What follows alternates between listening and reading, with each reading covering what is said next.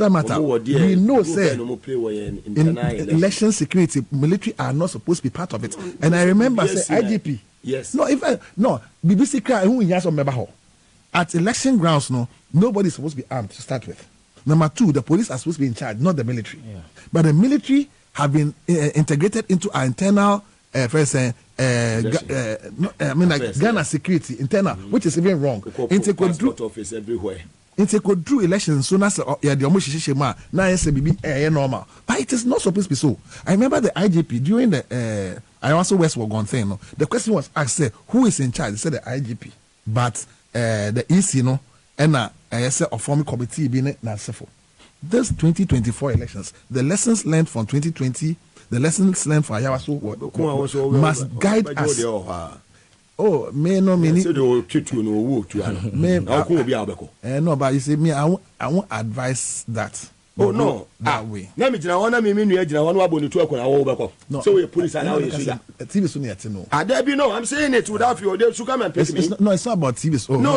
It's not about fear. I'm not inciting you, but they should also advise themselves. They are there to protect your ballot. No, they are not there to kill innocent souls. Into your 8. You better me as I be 20 ana.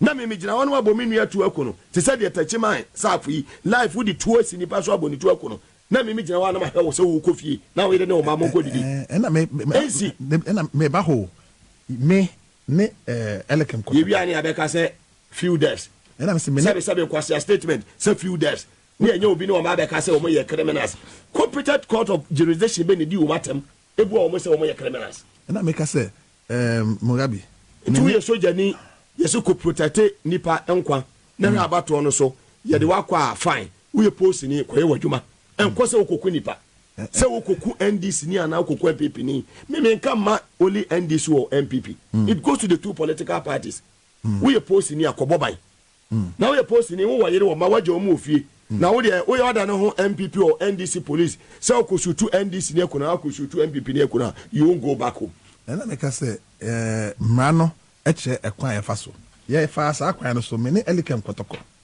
ene oye do mama say do or die no ye ka no monte ena me no matia se pa ba me ka asem akosi asem so no hu bi ba me see 2020 ye hu sa de no ye the amra na se yenye o the draw petition to bo Ghana amra constitution say yenye petition emma presidency e feel say bibia to chima e wo AC ho a ese yi no si nchen. And yes, our petition, Article 146 petition, yeah. Only two. Oh, this is very easy. Yes. Concerning this election security, Uncle Ye, Ninkofu Muye, Sal, other things. Kenya Bomu, a petition the command president on the 21st of January 2021. You see, on acknowledge on your Hoshe. Oh, that channel. OSP, the end of the interested. Exactly. And to make us say, yeah, ye di mraso no. May they to the who say yeah, ye di mraso follow the constitution and the laws of Ghana no. President said me bra describing no in a certain nice way no. With me actually say me bra as about car fa no ho no. Say the value no e wo low no. E ampa. Because on fanye eduma na che say president no e say next time no me member yet say na wo advocate say so because you also hand over there no person catch you. Yeah, I get me now. So recruit 30 MPB signal ben or exactly. Let's send a warning to them. So me I think so I am advocating now between now and for instance 7th why can't we do the right thing? And I say between now and 7th December no there's a lot of time. We don't need the peace council and all those community people to come and preach peace to us when the time is close. This is the time for them to style of arrest. And they say, I invite you, causing fear and panic. You invite you, you quit you, you the hank of for goodness. Sal Rambo style of and Yamano, the tension has here, Pija. Mameko Ivansu.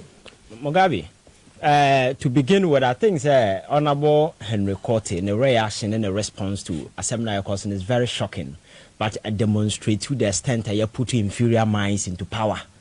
Oh, yes. Because to me, as I'm now you have been accused of a crime, and then you turn out to say, how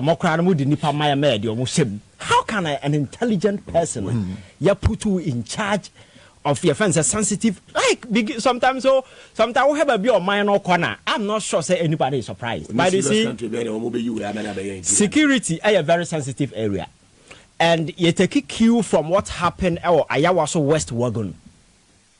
The kind of near my Edadi committee na yesate up no actually clearly say we have succeeded in enlisting hooligans, criminals, bandits, societal misfits in the name of partisan politics into sensitive state institutions, because the national security is supposed to be our CIA version.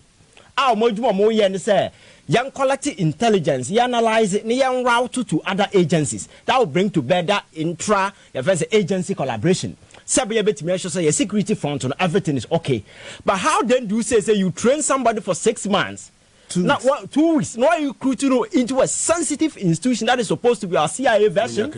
Actually, I say a phone repairer. Exactly. I know some microphone now before be a man yes away man for qualified ones, but sensitive institution like the national security and so police is the same thing. Military man, and I still wonder at this point, because you see, good governance, you know, your money blueprint be a try to say and they say ofaso chin I experience in Yama Okom and I inform your next line of action, because me. So we are crying soldier for no police for demonstrating Oklahoma. I don't even support the idea yet training police need your friends saying soldiers for just 6 months, because if somebody is a fool the entire life, you can't use 6 months to train that particular person to purge him out of his stupidity. You can't. That is why elsewhere people go through academy in so by the time a Nipan Babano, that system never run the move. But branch up or see the new from America. Definitely there could be exceptions. Yes, there are some people you can't save them from themselves. So that is the point. Because me take you back to Techiman. You're going to elections. Election now you're crank it one penifue protesting and a trained army person as a war front to cry as who aim at your opponent. Now say Oton and Sakosura, a chance will give you up. And I say Nipano 10, you don't shoot somebody at all. A soldier, you can't shoot somebody from the back. But these people will catch and say, and crying people are more gather our election grounds, you know, to Abu Bromo. Now so the near Sabi wouldn't will be to Wabo the Tunisiano. And some of these things, you know, they killed people in a broad day. The videos, evidence are quite abound. To date, the president or any other will be interested to pick the issue up. In his maiden address, the president said, oh, the election was peaceful, but for a few regrettable deaths. This is the statement by the president. I am going to the election for the first time. 8 people have died in this particular country. Not as if these people were shot from the shadows. There are video evidence abound. I give credence to the fact that these people were shot by army or people in uniform. I was expecting that even the military hierarchy the military hierarchy will take a cue from this particular thing and do proper investigation. The president went to Techima and Koye another increase because you see said na Osikano, this is a formula sabi omobusia for na for Mugabe is very serious because I'm from Techiman. So what happened there because wouldn't be Samra Sasemnisia president call like he said, what you do is you bring the family closer by going to speak to them. Say, oh, you say nurse, but say, so you bring the family closure. The president went there, look into the family, the family faces in the people of Techiman and told them, say, Mo Techiman for me, go for my mama region man to Abama. This is a president talking like a baby. Yes, because you're talking about Nipa Sabi. Or more Akuman as a 42 as a president, you need to speak like a grown-up person. By making sure that you give the people closure. But he didn't care much. Okay, fun when it till date. Nobody has investigated into what happened in Techiman. And we are going to another elections. And this recruitment thing is happening. You see, you see, if you end up recruiting fools into the army, that is the most dangerous thing you can ever have, because if you arm a fool with a gun, that person becomes dangerous to himself and to the society around. Any little provocation, they'll go for the trigger. I have seen protestation in America. Yes, there are stories. police for na say for shoot people your friends are randomly na say for, but I have seen protests in America where the protesters deliberately go to the policemen, you do more time can some chiro, but because you are trained, because you are a professional now, you know some of these things, you have a way of handling it. But the emotional intelligence of the people we push it because we am crime papa so na a party we into exactly yes within a year na okunipa na IGP mafa nipa na kofa ne say na nipa na yes until date damn Paris issue na call you know I was suspecting at least in you certain probe be into the circumstances leading to the death of those people. So this is an irresponsible just like Mugabe.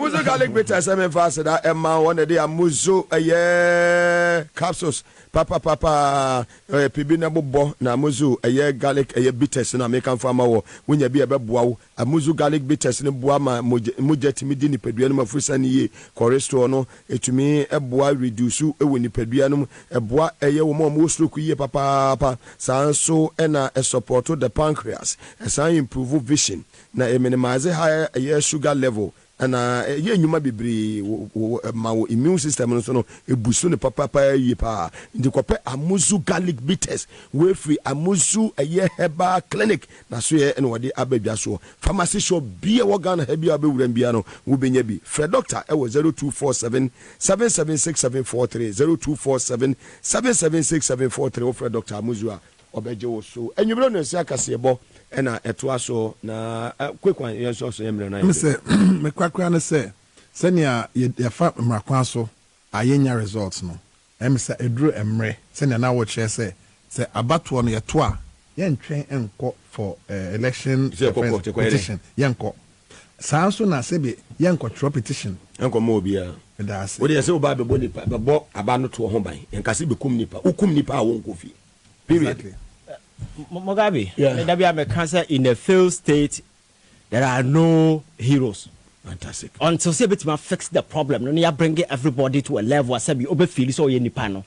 And more beyond going into 2024 election, people can bulldoze their way. No. It will not happen because if you do every survey, you know, say politics 10 years ago is different from politics today. Yes, young people have taken keen interest in politics and they are following. They are very, you will say, I'm for observer, so I think that we need to play well.